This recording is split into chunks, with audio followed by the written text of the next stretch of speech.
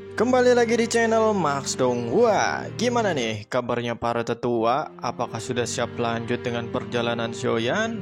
Buat para tetua yang baru saja mampir, jangan lupa subscribe dan nyalain lontongnya. Oke, di pembahasan BTTA kali ini yang akan membawakan adalah kakak Ara yang cantiknya sedong. Wah, biar kalian agak menghayati, memahami, meresapi, dan selamat berimajinasi. Kelompok Xiaoyan mengikuti langkah Xiao Xuan menuju bagian paling dalam dari makam surgawi. Tempat itu begitu gelap dan sunyi, hampir tanpa cahaya sedikit pun. Suasana di sana terasa hampa, seperti dunia kosong yang membuat siapapun yang menginjakan kaki di dalamnya merasakan perasaan cemas dan kehilangan. Inilah tempat terdalam makam surgawi, kata Xiao Xuan sambil tersenyum tipis. Dia mengangkat tangannya dan menunjuk ke sebuah prasasti batu kuno yang berdiri tenang di tengah kegelapan. Batu itu tampak sunyi dan misterius, seolah telah menyatu dengan waktu. Itulah makamku. Xiaoyan memandangi prasasti itu dengan seksama. Meski batu itu terlihat tua, dia masih memancarkan aura yang samar namun kuat. Bukan kekuatan fisik, tetapi semacam tekanan yang menusuk ke dalam jiwa. Xiao Xuan lalu menoleh ke arah kelompok Guking dan berkata, "Kalian berempat berlatihlah di luar wilayah prasasti batu ini. Tempat ini memiliki konsentrasi energi paling tinggi di seluruh makam surgawi. Selain itu, tubuh energi lain tak berani masuk ke area ini, jadi kalian akan aman." Mendengar itu, Guking Yang dan yang lainnya saling berpandangan, hanya bisa tersenyum pahit dan mengangguk batu. Menghadapi sosok sekelas Xiao Xuan, satu-satunya pilihan mereka hanyalah menuruti perintah. Kemudian Xiao Xuan menoleh ke Xiaoyan dan Sun Er.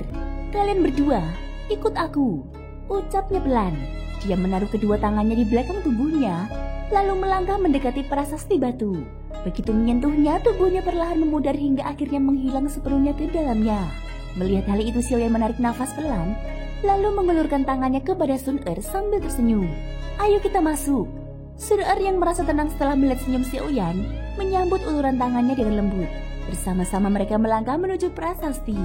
"Xiaoyan, tolong jaga Sun Er baik-baik," seru Guking Yang dengan nada serius dari belakang. Xiaoyan menoleh dan mengangguk. "Kalian juga jaga diri di sini." Setelah itu dia menyentuh prasasti dengan lembut.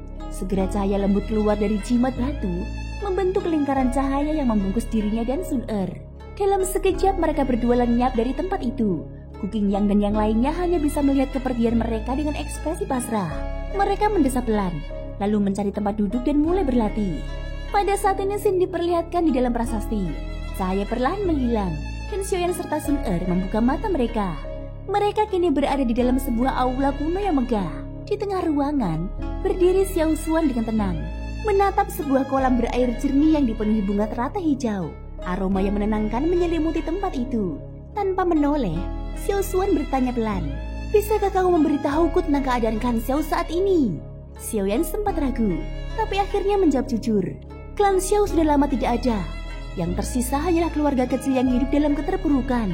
Setelah itu, dia mulai menceritakan secara lengkap tentang bagaimana klan mereka jatuh dan semua yang telah terjadi selama bertahun-tahun.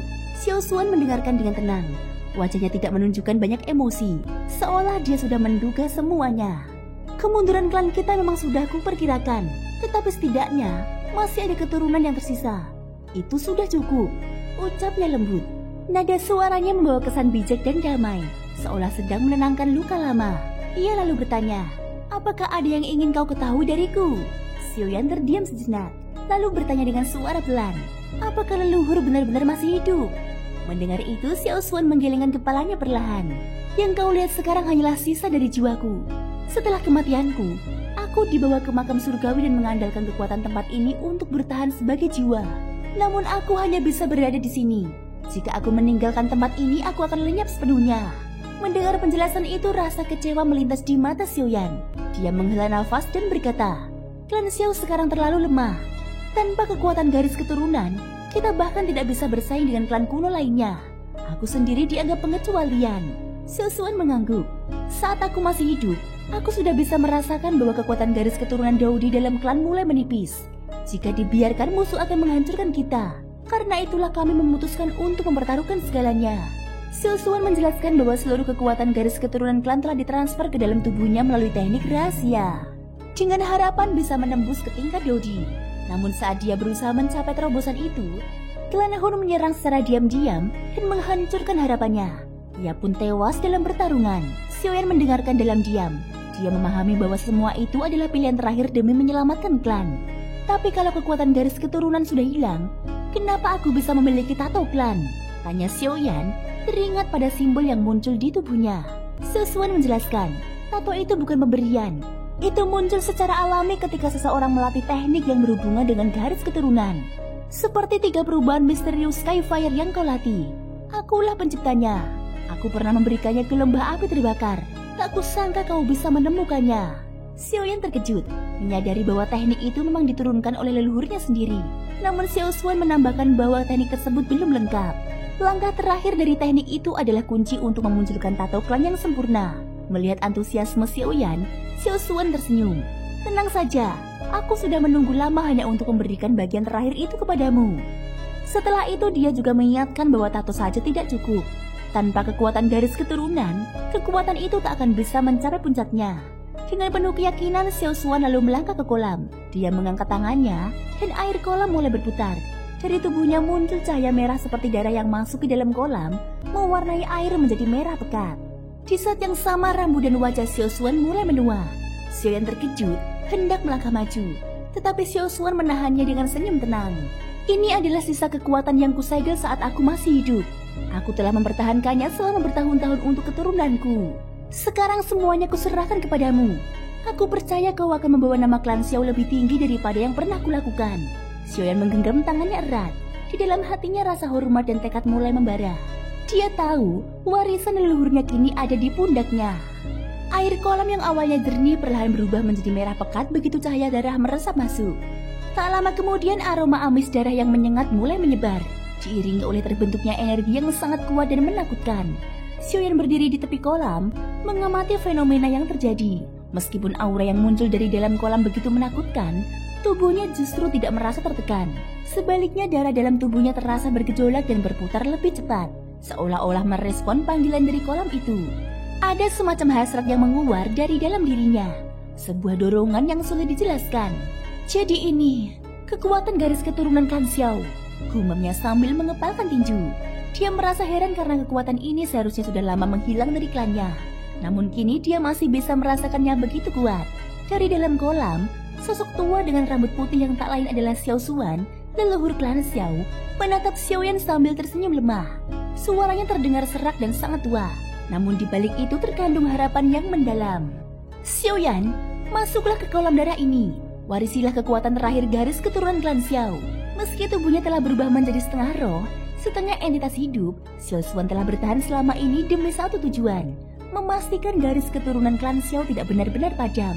Dia menaruh harapan besar kepada Xiaoyan, meskipun generasi muda ini mungkin belum menyamai pencapaiannya di masa lalu. Namun dia percaya bahwa Xiaoyan memiliki kekuatan untuk melampaui kegagalan yang pernah ia alami. Xiaoyan menarik nafas panjang.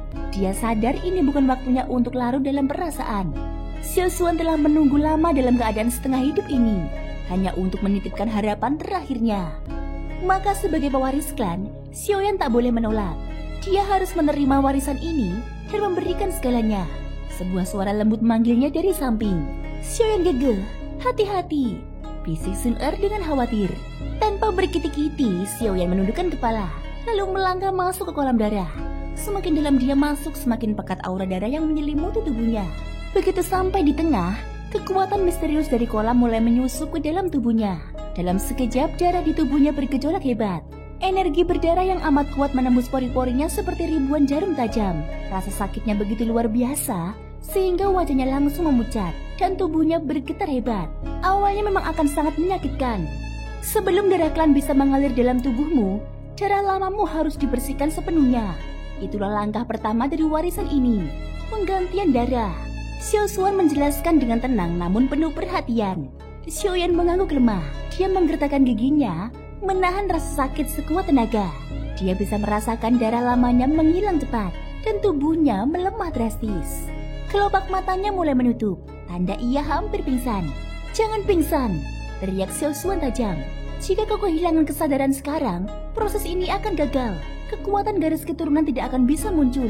Garis keturunan kita sudah terlalu lemah. Kita tidak punya kemewahan untuk menggunakan cara yang lembut seperti klan lain.